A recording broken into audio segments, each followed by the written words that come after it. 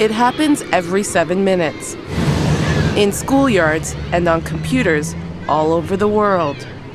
And statistics show that 65% of boys and 75% of girls in Canadian high schools are victims of it. Susie was one of them.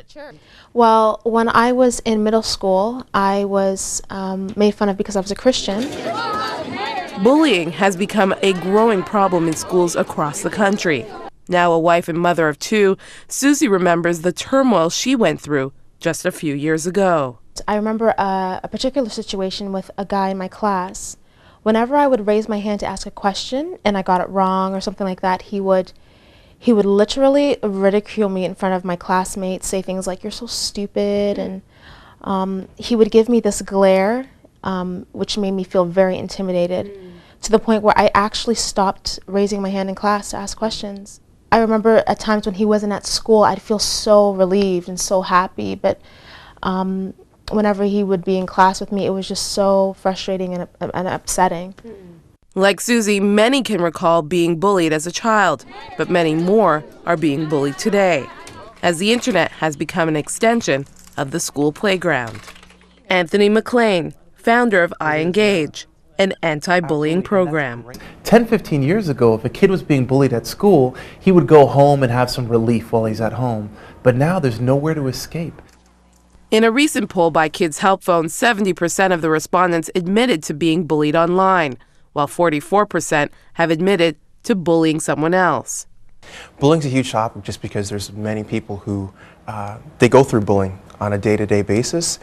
Just even reading some stats, 1.1 million kids, students, get bullied at least once a week. So it's a huge, huge issue, and it's overlooked every day. It's stories like Susie's and millions of others who have been or are being bullied that got her husband Anthony and their friend Jermaine Ransom involved in anti-bullying education a few years ago. Now traveling to elementary schools all across the Greater Toronto area, they are determined to spread the anti-bullying message. If you have ever been bullied before, that means you've ever been picked on or pushed around by somebody maybe bigger than you or older than you, or maybe by a group of students, or if you've ever been called names that really hurt your feelings, or if you've ever been left out of a group, maybe because of the color of your skin, maybe because the clothes you wear or the music you listen to, or if you've ever had someone spread rumors about you, maybe at school, maybe on the internet. If any of those things has ever happened to you, then I want you, with every eye closed, to raise your hand high above your head. So we want to teach kids individual responsibility. So when I see someone being bullied, I don't ignore it, I engage. When I know my friend is going through a tough time, I don't walk away, I engage. We want to teach kids individual responsibility. So that's sort of where the name came from. And over the last few years, Anthony has focused on the kindergarten to grade 8 students, while Jermaine has taken on the high school crowd, spending time going through the 4 types of bullying: physical, social, verbal, and cyber. We use multimedia, we use student-driven skits, we use music, and those are forms to engage and grab the students as we're presenting. The day we met, they were doing a presentation at Brampton Christian Academy, just an hour north of Toronto. You guys, the reason I wanted you to see that is because bullying is something that affects us all. But Anthony and Jermaine also have a personal connection to this issue.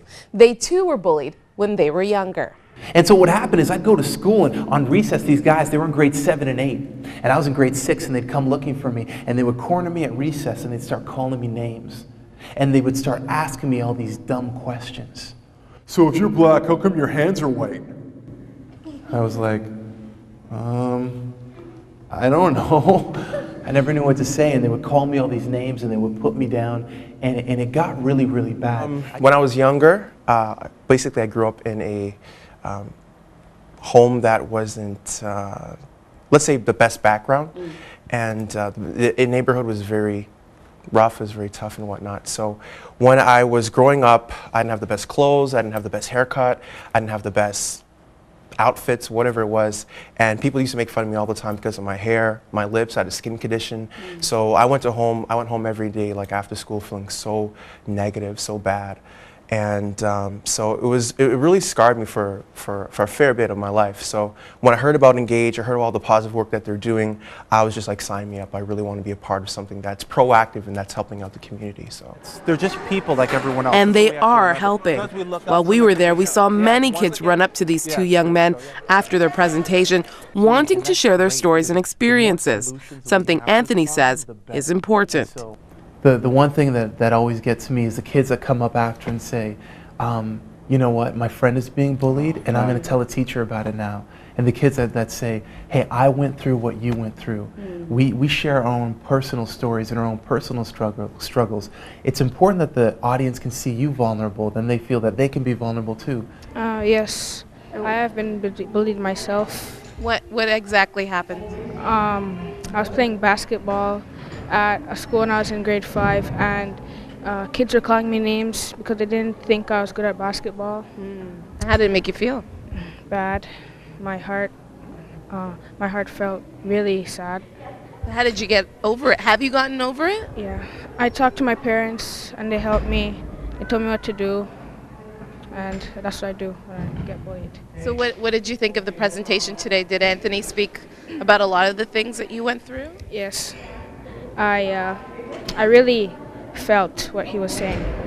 it was the worst day of my life. And while the presentation is an hour long and covers a lot of ground, Anthony feels it is also important to discuss why it happens in the first place. The whole idea of bullying is that there's an imbalance of power. There's someone that has more power or social support than someone else, and they're using their power to hurt that person. What bullying is essentially is oppression in the very lowest form.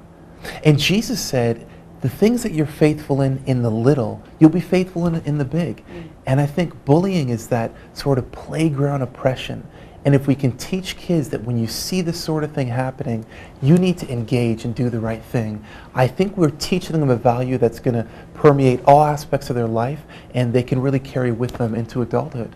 Well, before we just kind of ignored it. We thought it didn't really matter, but then we realized that we're actually part of the problem. So I'm going to start helping those people who are getting bullied now. How about you? Yeah, I'd just walk away and just be like, oh, okay, they'll get over it. But now I'm actually going to come to them and talk to them. And that's what the teachers at Brantford Christian Academy want to hear. Definitely, a message that needs to get out there, and they did a great job. It was wonderful. Lots of fun. The kids loved it, and good tools for them to use. It's like the Bible says that our words can be like the stabbings of a knife. And we don't want to use our words like that. We want to use words that edify or build up each other. I'm a champion of the underdog. And I remember when I got bullied, there's this feeling of powerlessness. And anytime I speak to a target of bullying, that same frustration comes out in them, that feeling of powerlessness. And I just want to be able to do something to give some power to those that don't have it. The room with the hands that are up, you know what this means? For further information on Anthony, Jermaine, and iEngage, go to our website at crossroads.ca. In Caledon, Ontario, Magdalene John, 100 Huntley Street.